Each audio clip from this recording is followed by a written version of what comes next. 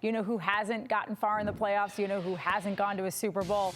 Rookie quarterbacks. Only 3 have ever even reached the conference championship game. Mark Sanchez, which is so incredible to me, in 2009 with the Jets, Joe Flacco with the 2008 Ravens, and Ben Roethlisberger with the 2004 Steelers. The Buccaneers' Sean King also started the NFC Championship game in the 99 season, but he was a late season injury replacement. So even with a coach as good as Bill Belichick, as we bring Phil Perry back here alongside Chris Gasper, people think it's pretty far-fetched to even talk about. I know it's Curran's going to harp on this later. It is only November, but we have started to talk about the momentum this team has, the possibility of this team going deeper into the postseason. But a lot of people, Phil, put a full stop at Super Bowl because they have a rookie quarterback in Mac Jones. Tell me why that might not matter. It might not matter because, to me, he's advanced as a rookie. It doesn't mean he is the best quarterback to ever come into the league or the best rookie quarterback to ever come into the league. But where he's advanced is in terms of his game management. He generally takes care of the football. He already is one of the most accurate quarterbacks in football.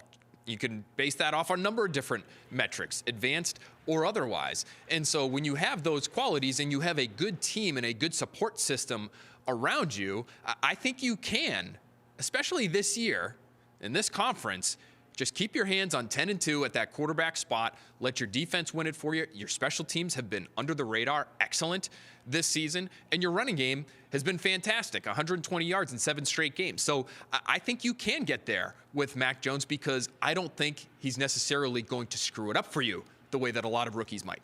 Yeah, and believe it or not, I actually agree with Phil, and I'll tell you why. Because he's not the centerpiece. He's a supporting piece. And because he's being managed, and he's being managed expertly by Josh McDaniels. I go back to the Falcons game. They're up 10-0, first half, 3rd and 12 from their own 38.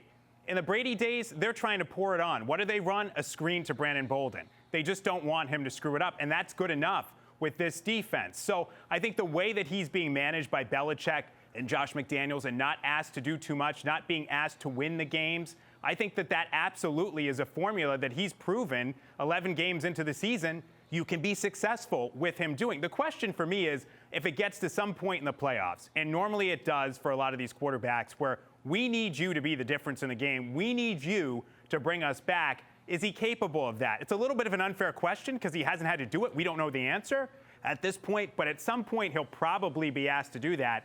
Can he do it? I'm smirking because you said at the start of your answer, this might surprise some people, but so we haven't had a chance because it's been a while since we had you in this building, Chris Gasper.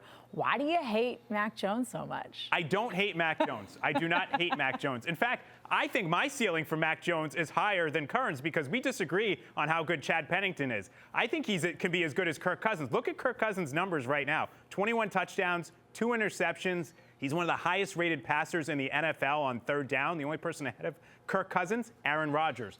Kirk Cousins would be a very good quarterback if he were coached by Bill Belichick, Josh McDaniels, had this defense. But people look at Kirk Cousins and the record, and it's exactly 500, believe it or not, after outdueling Aaron Rodgers. It's 56-2.